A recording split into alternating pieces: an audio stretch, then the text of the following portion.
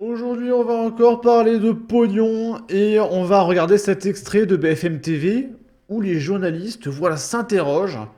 Faut-il diminuer les salaires des députés, des sénateurs et des ministres pour faire des économies? Ils se posent la question. Et à votre avis, quelle réponse ils vont apporter? Est-ce qu'ils vont dire oui, il faut taxer les ministres et les députés? Ou est-ce qu'ils vont dire oui, mais non, mais c'est plus subtil que ça, parce que c'est pas facile la vie qu'on est député. Je vous laisse imaginer et je vous laisse vaguer vos théories complotistes.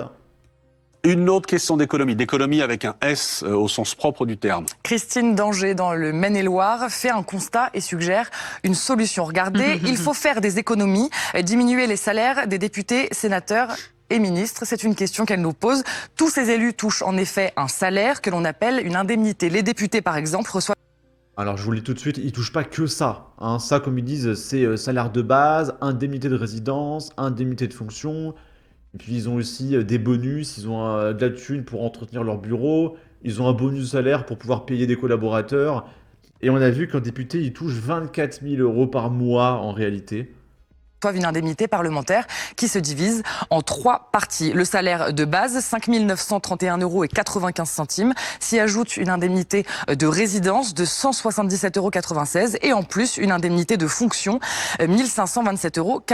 Un Et tout ça, c'est payé par Nicolas. député touche donc 7 637 euros et 39 centimes brut mensuels, soit un salaire net de presque 6 000 euros. Amélie Rosic, je me tourne vers vous. Est-ce qu'il est envisageable de diminuer les salaires de ces élus pour faire des économies ? Alors, c'est une demande très souvent de la part de nos concitoyens. Mais en fait, premièrement, je vais dire, ça va pas faire plaisir peut-être à ceux qui nous écoutent et à vous. Ah mais en fait, bon bah écoutez, on peut pas parce que c'est un peu plus subtil que ça va pas vous plaire, mais bon. Vous, citoyens consommateurs, c'est assez symbolique, j'ai envie de dire. Le budget de l'Assemblée nationale pour l'année dernière, par exemple, c'est 620 millions d'euros pour une année, tout confondu. Indemnités... Oui, pas uniquement avec les... Non, les indemnités, les frais de fonctionnement, tout. Donc imaginez... 3 milliards sur le quinquennat, officiellement, ça coûte.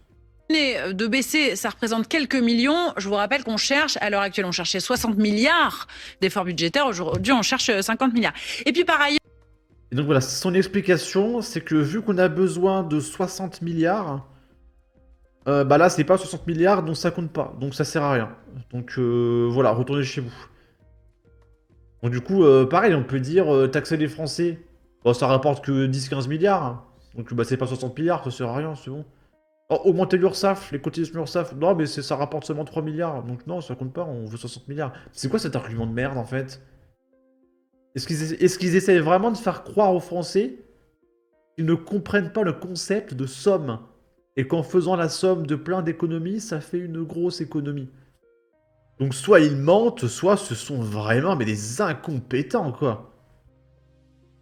D'ailleurs, si on voulait les baisser, en fait, il faudrait que ce soit, et c'est unique en France, enfin, en tout cas dans d'autres pays d'Europe, ça ne se passe pas comme ça, c'est aux députés de décider de baisser leurs frais de mandat et aussi leurs indemnités. Ah oui. Je rappelle que Parce que oui, en France, les députés votent pour leur propre salaire. C'est pour ça qu'il y a un an, là, pendant l'inflation, ils ont passé une loi pour s'auto-augmenter de 300 ou 500 ou 700 euros, je sais plus, parce qu'ils se sont augmentés plein de fois, ils ont augmenté les sénateurs, etc. Ils passent des lois pour s'augmenter eux-mêmes. Et comme elles le disent, c'est que en France qu'il y a ça. Genre, imaginez, vous allez au boulot, et vous passez une loi, oui, je vais être mieux payé. Et puis, bah, c'est toi qui décides, donc ça y est, t'es mieux payé. Voilà, ça c'est la France. Donc si demain un député à l'Assemblée nationale il dit, bah voilà, je vais te payer 25 000 euros par mois, il y a tous les députés qui vont faire oui. Et puis voilà, bah, c'est adopté, voilà. par exemple, début 2024, les frais de mandat ont augmenté, ils ont augmenté leurs frais de mandat de 300 euros par mois pour se calquer sur l'inflation. Donc, disons que le mouvement n'est pas tout à fait à la réduction des dépenses. Oui, mais pour apporter de l'eau au moulin de Lisa Adef, Christophe Barbier, quand vous commencez à parler d'économie et que vous demandez aux téléspectateurs de BFM TV de réagir, systématiquement, vous avez des dizaines de messages pour vous dire mais tournez-vous d'abord vers le président, vers le Premier ministre, vers les députés. Systématiquement. Oui, mais quand on regarde le temps passé, si vous ne payez mal les responsables politiques, au bout d'un moment, qui a les moyens de faire de la politique? Les riches, les gros propriétaires, ceux qui ont une fortune et qui peuvent passer leur temps à faire de la politique. Ou bien les retraités, qui ont une retraite garantie et qui peuvent se dire, tiens, je vais prendre mon temps libre pour faire la politique et diriger ça. Donc là, il nous explique que si on n'a pas 6 000 euros par mois, enfin plutôt 24 000 euros par mois, c'est impossible de travailler, d'accord? On est obligé d'être multimilliardaire sinon. C'est un débile ce mec, hein, je suis désolé. Le problème aujourd'hui, c'est que être politicien, ça rapporte tellement de pognon que vouloir être député, ministre, etc., en fait, c'est pas pour les Français que tu le fais, mais c'est pour avoir ton pognon. Si ça ne rapportait pas autant, tous ceux qui ne sont là que pour le pognon arrêteraient de postuler pour le poste de député, de sénateur, de ministre, etc. Et les mecs viendraient que pour soutenir les Français. Parce que t'as pas besoin d'autant d'argent pour vivre. Hein, tu vas pas me faire croire que, oh putain, comment on fait avec seulement 6 000 euros par mois, sachant que officiellement c'est 24 000, hein. Arrêtez de vous foutre de nous. Arrêtez. Ce pays. Je suis pas sûr que ça soit une bonne idée démocratique. Après, il faut contrôler très sévèrement. On a mis un terme à beaucoup d'avantages pour les élus, notamment des systèmes de retraite très favorables. Faut continuer à contrôler, mais payons bien ceux qui abandonnent parfois des carrières intéressantes, bien payées, pour faire don aussi au pays de leur temps. C'est des victimes presque. Les pauvres, ils ont pas de retraite. Hein, les pauvres, c'est vrai que ça n'existe pas, les retraites de ministres. Comme par exemple Michel Barnier, là, qui a travaillé 2 mois, et puis ça y est, il a 10 cas par mois de retraite, plus voiture de fonction à vie, un chauffeur. Ouais, le pauvre, il méritait. Bon, il a pas 10 cas par mois de retraite, hein, mais il a quelques milliers. À quel moment allons-nous enfin ouvrir les yeux sur ce racket institutionnalisé qui gangrène ce pays, nous dit Chien Surpris. Tout le monde continue presque religieusement à aligner ses paiements. URSSAF, taxes foncières, impôts, divers, etc. Et chaque année, c'est le même spectacle. Vous râlez, vous pestez, mais vous payez quand même. Pire, à chaque fois que vous ouvrez votre portefeuille, vous réalisez que vos revenus, eux, stagnent. Ils ne bougent pas, ils restent figés, pendant que l'État se sert de plus en plus. Et pourtant, rien ne bouge parce que vous avez peur. Peur des représailles, peur d'une désobéissance civile individuelle. Alors que vous continuez à alimenter cette machine absurde, un système qui s'engraisse sur votre docilité. Jusqu'à quand allez-vous rester complice de ce jeu truqué? La vraie question est là. Avez-vous encore l'audace de poser un acte individuel de résistance, ou êtes-vous simplement résigné à jouer le rôle du mouton docile jusqu'à la fin, à crever dans un EHPAD socialiste, rationnant la biscotte et le beurre, rationnant aussi le temps nécessaire à vous nettoyer faute de moyens?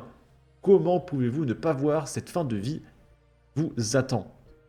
Et là, c'est un chef d'entreprise qui nous explique qu'il arrête son travail parce qu'il perd trop de thunes, en fait. Il est trop taxé, il peut plus. J'arrête. Et il faut aussi comprendre que pourquoi il y a beaucoup de chômage en France. Il y a des gens, ils trouvent pas de travail parce qu'ils ont un master, des bons diplômes, et on leur propose des tafs genre éboueur, conducteur de camion, etc. Donc ils disent non, j'ai pas envie. Mais le problème, c'est que si toutes les entreprises ferment et font faillite, qui va les recruter? Personne, il n'y a plus personne, il n'y a plus d'entreprise. Donc tout ce qui reste, c'est les éboueurs, être youtubeur comme moi,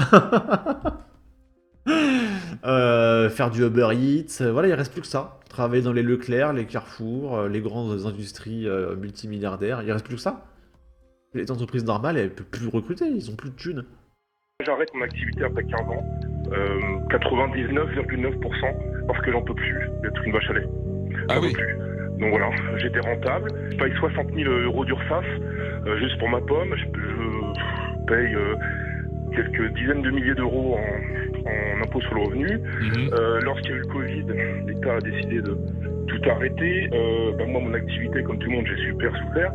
Alors, il se gossait de m'avoir aidé. J'ai eu, je crois, 10 000 euros d'aide, mais j'ai eu 96 000 euros de perte. J'avais pas de chômage parce que je suis indépendant. Je me suis blessé, j'ai pas d'arrêt maladie. Donc voilà, je suis une banque. Sauf que moi, j'ai fait des prêts, j'ai pris des risques, j'ai créé ma société de rien. Donc ça suffit, stop, c'est plus possible. Donc je suis hyper en colère et je vends et j'ai trouvé un super projet dans une super belle société, j'aime salarié. Et puis bon courage pour trouver quelqu'un qui va dégager ce que je dégage. On est quand même d'accord que le déficit a été creusé par les mêmes personnes qui nous demandent derrière d'augmenter les impôts. On parlait des économies sans jamais faire d'économies. Et ces gens-là qui ont leur traitement, donc leur salaire, on paye aussi leurs impôts, nous.